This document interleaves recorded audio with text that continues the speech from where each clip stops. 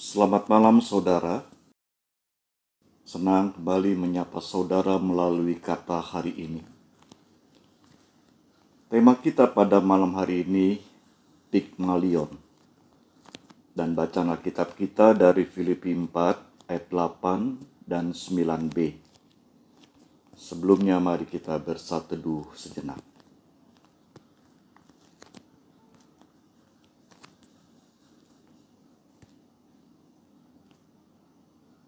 Filipi 4 ayat 8 dan 9b saya bacakan demikian. Jadi akhirnya saudara-saudara, semua yang benar, semua yang mulia, semua yang adil, semua yang suci, semua yang manis, semua yang sedap didengar, semua yang disebut kebajikan dan patut dipuji, pikirkanlah semuanya itu. Maka Allah sumber damai sejahtera akan menyertai kamu. Saudara, Pygmalion adalah seorang yang dikenal sebagai orang yang berpikiran positif. Ia memandang segala sesuatu dari sudut yang baik. Dikisahkan Pygmalion memiliki hubungan yang sangat dekat dengan raja karena kebijaksanaannya. Raja seringkali meminta nasihat kepada Pygmalion, sahabatnya.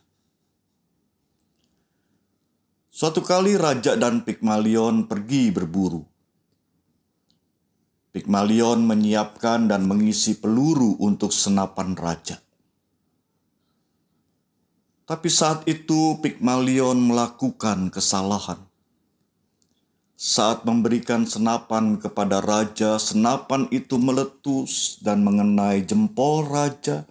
Raja itu menjadi cacat, dia menjadi begitu marah. Menanggapi kemarahan raja, seperti biasa Pygmalion berkomentar, "Ini bagus." "Tidak, ini tidak bagus." Raja menjadi marah, lalu kemudian menjebloskan Pygmalion ke penjara. Setahun kemudian, raja pergi berburu ke suatu daerah di pedalaman yang masih primitif dan berbahaya. Nasib malang tidak bisa dihindari, raja ditangkap sekelompok orang kanibal. Mereka mengikat raja, lalu menumpuk kayu bakar, bersiap membakar raja. Ketika mendekat untuk menyulutkan api, mereka melihat bahwa raja tidak mempunyai jempol. Dan karena mereka percaya kepada tahayul, suku primitif yang kanibal ini tidak pernah makan orang yang tidak utuh. Karena itu mereka akhirnya membebaskan raja. Di dalam perjalanan pulang, raja ingat kejadian yang menyebabkan dia kehilangan jempolnya. Raja menyesal karena telah memenjarakan sahabatnya Pygmalion. Raja langsung pergi ke penjara untuk menemui sahabatnya. Lalu dia menceritakan pengalamannya. Dan di akhir cerita raja berkata, "Kamu benar sahabat. Baguslah bahwa aku kehilangan jempolku.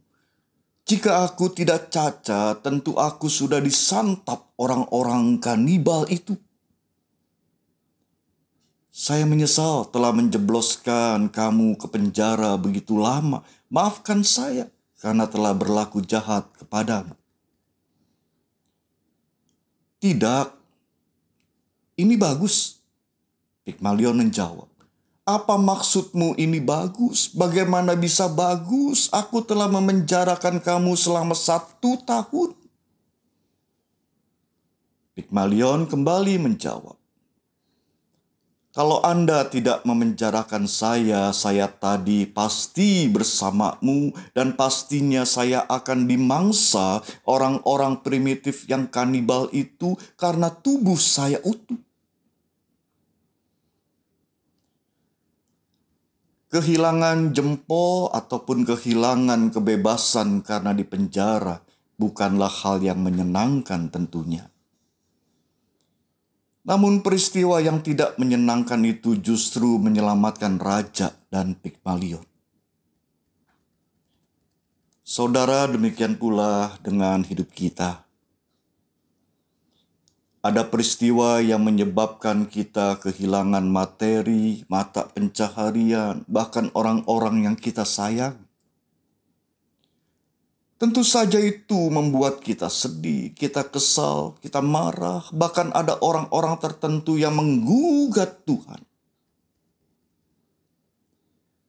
Tapi jika kita berpikir dan bertindak secara positif, menerima setiap peristiwa baik maupun buruk dalam hidup kita, niscaya satu hari nanti kita akan menyadari adanya berkat-berkat yang tersamar dalam setiap peristiwa yang kita alami. Berpikir positif itulah ajakan Paulus kepada jemaat di Filipi. Dari dalam penjara, Paulus menasihati jemaat untuk mengisi pikiran-pikiran mereka dengan yang benar, dengan yang mulia, yang adil, yang suci, yang manis, yang sedap didengar. Semua yang disebut kebajikan dan patut dipuji, pikirkanlah semuanya itu. Demikian nasihat Paulus kepada jemaat. Dengan memikirkan dan melakukan hal-hal itu, Paulus memberikan sebuah keyakinan. Damai sejahtera Allah akan melingkupi dan menyertai hati dan pikiranmu. Saudara, ada peristiwa-peristiwa dalam hidup kita yang sulit dimengerti pada saat kita mengalaminya. Kita hanya dapat berpasrah padanya. Tapi kita memang perlu belajar untuk berkata ya terhadap setiap peristiwa dalam hidup kita. Ya, berarti menerima tanpa syarat segala sesuatu yang direncanakan Tuhan dalam hidup kita. Pada saatnya nanti, kita akan melihat berkat-berkat yang tersamar atau terselubung yang Tuhan sudah sediakan. Berkat Tuhan yang membimbing kita untuk bisa menikmati damai sejahtera Allah.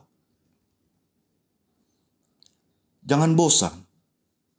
Jangan lelah untuk mengisi pikiran dengan hal-hal yang positif dan membangun, yaitu kebenaran firman Tuhan. Karena dari pikiran akan timbul perbuatan. Perbuatan yang dilakukan berulang-ulang akan menjadi kebiasaan. Dan dari kebiasaan itu maka terbentuklah karakter yang kuat yang membuat kita tetap berpengharapan, bersyukur dalam segala hal. Berpikir positif bisa kita mulai dari hal-hal yang sederhana. Saya sengaja menyiapkan ini. Apa yang saudara lihat?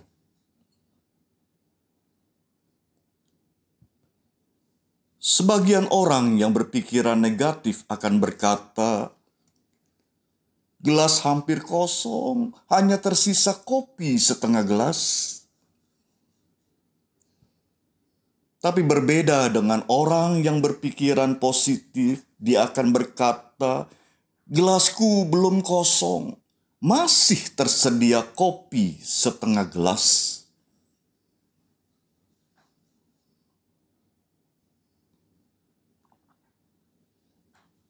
Saudara, orang yang berpikir positif selalu melihat masih ada hal baik di balik sesuatu yang buruk.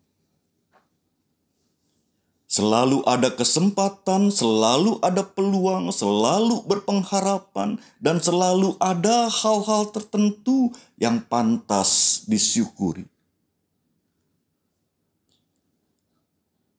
Mari kita meresapi dan merenungkan firman tadi. Kita bersatu dulu.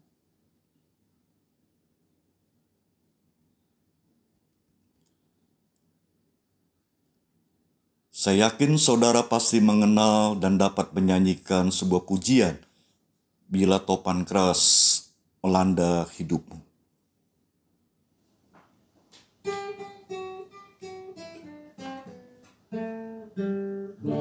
Bila Bila topan keras melanda hidupmu, bila putus asa dan letih lesu, berkat Tuhan satu-satu hitunglah, kau niscaya kagum oleh kasih-Nya.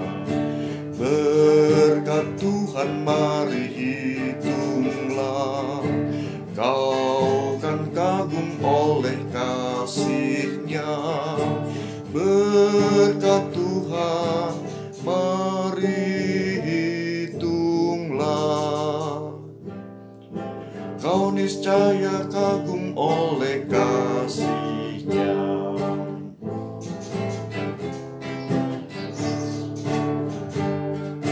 Adakah beban membuat kau penat? Salib yang kau pikul menekan berat.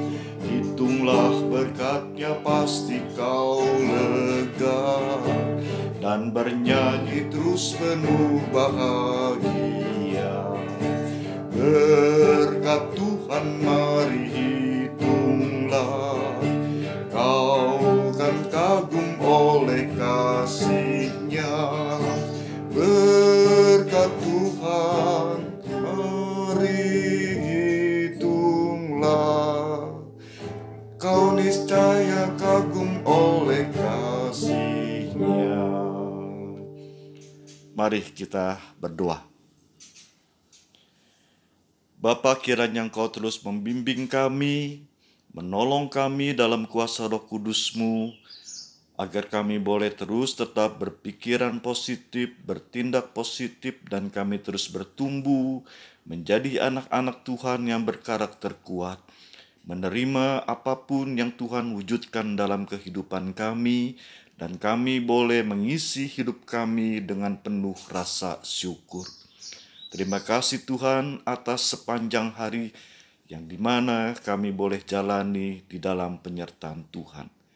Bila sebentar kami akan rehat malam ini, pimpin dan lindungi kami dalam keselamatan-Mu. Kami menutup hari kami dengan bersyukur kepada Tuhan. Dalam nama Yesus, inilah doa kami. Amin. Selamat malam saudara, selamat beristirahat, Tuhan memberkati kita. Amin.